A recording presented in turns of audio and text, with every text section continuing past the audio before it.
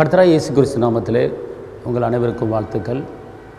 இரட்சகர் இயேசு உங்களை ரட்சித்து உங்களை மீட்டு வாழ்வு கொடுத்து மலை மேல் இருக்கிற ஒரு பட்டணம் போல் இயேசுப்பா அவங்களை உயர்த்த போகிறாரு.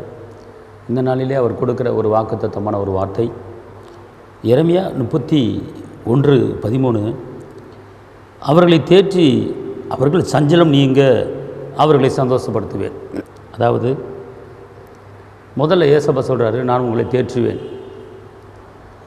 பிறகு உங்கள் சஞ்சலத்தை நீக்குவேன், பிறகு சந்தோஷத்தை கொடுப்பேன். அதாவது உங்களை தேற்றுவேன், சஞ்சலத்தை நீக்குவேன், சந்தோஷப்படுத்துவேன்.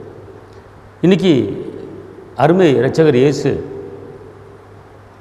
உங்களை பார்த்து சொல்கிறார், மகனே மகளே, நான் உன்னை ஆறுதல் படுத்தி உன்னை தேற்றுவேன், உன் சஞ்சலத்தையும் உன் தவிப்பையும் நான் எடுத்து போட்டுட்டு உனக்கு நிரந்தரமான ஒரு சந்தோஷத்தை கொடுக்க போகிறேன்.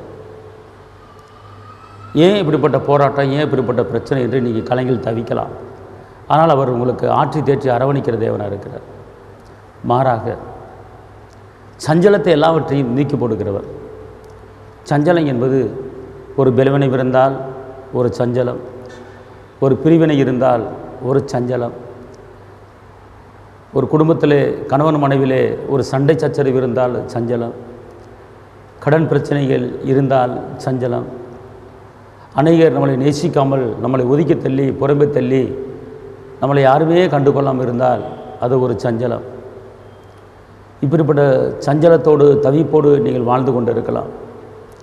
இன்றைக்கி அநேகர் வேலை பார்க்குற ஸ்தலங்களிலே எனக்கு எந்த பிரச்சனையும் கிடையாது, நான் நிம்மதியாக இருக்கிறேன் என்று யாருமே சொல்வது கிடையாது.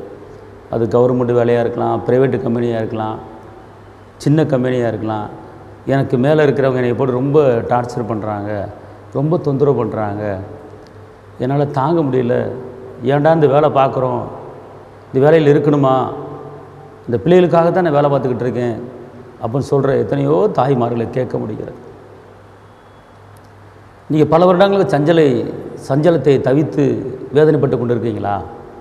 ஆனால் அதுக்கு எல்லாத்துக்கும் இன்றைக்கி ஒரு முடிவு வந்து விட்டது. உங்களை தேற்றி உங்கள் சஞ்சலத்தை நீக்கி உங்களை சந்தோஷப்படுத்துவதற்கு கர்த்தர் இறங்கியிருக்கிறார். ஏசப்பா யாரெல்லாம் துக்கப்படுறாங்களோ அந்த இடத்துக்கு கடந்து போயிடுவார். அதுபோல் இன்றைக்கி உங்கள் துக்கத்தை மாற்றி அமைக்க, உங்களுக்கு சந்தோஷத்தை கொடுக்க ஏசப்பா இன்றைக்கி இறங்கியிருக்கிறார். உங்கள் துக்கமெல்லாம் சந்தோஷமாய் மாறும். அதனால் கடந்ததை நினைத்து கலங்காதே, நடந்ததை மறந்துவிடு, கர்த்தர் புதியன செய்திடுவார், இன்றே நீ காண்பாய், கர்த்தர் புதியன செய்திடுவார், இன்னைக்கே நீங்கள் பார்ப்பீங்க, இன்னைக்கே நீங்கள் பார்ப்பீங்க. கலங்கிடவே வேண்டாம், கலங்கிடவே வேண்டாம், நம்ம இயேசு கைவிட மாட்டார். அநேக சகோதரிமார்கள் கணவனுடைய அன்பு கிடைக்காமல், கணவன் நேசிக்கவில்லை, கணவன் புறம்பே தள்ளுகிறார் என்று எண்ணுகிற சிந்திக்கிற ஆயிரக்கணக்கான சகோதரிமார்கள் இருக்கிறார்கள். ஆனால் அந்த கணவன் இருதயத்தை திசை திருப்பி மனைவிகளை நேசிக்கும்படி, மனைவிகளை பராமரிக்கும்படி, மனைவிகளுக்கு உண்டான தேவைகளை செய்யும்படி ஒரு சூழ்நிலையை மாற்றியமைத்து இன்றைக்கி கர்த்தர் பெரிய காரியங்களை செய்ய போகிறார். இன்றைக்கி உண்மையான அன்பு என்று தவிக்கிறீங்களா? உண்மையான சந்தோஷம் இல்லை என்று தவிக்கிறீங்களா? கர்த்தர் இன்றைக்கி உங்களுக்கு சந்தோஷத்தை கொடுக்க போகிறாரு. தைரியமாக இருங்க. இன்றைக்கி சொல்லுகிற ஒரு வார்த்தை, உன்னை தேற்றுவேன், உன்னை ஆற்றுவேன், ஒரு சஞ்சலத்தை எடுத்து போடுவேன், உன்னை சந்தோஷமாக வைப்பேன் அப்படிங்கிறார். என் தகப்பன் இயேசு இப்படிப்பட்ட வாக்கை இன்றைக்கி கொடுக்குறாரு. தைரியமாக இருங்க. உங்களுக்கு நான் செபிக்கிறேன்.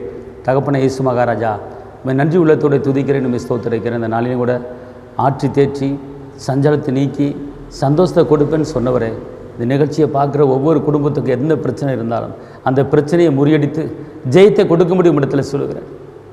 கண்ணீரே பாதையை உருவம் நடந்து களைப்பார் நீட்டுகளை கொடுத்து உடைய பிள்ளைகளை ஆசீர்வதிக்க தகப்பனே, கிருபையால் நிரப்புங்க. இயேசுவின் நாமத்தில் பிதாவே, ஆமென்.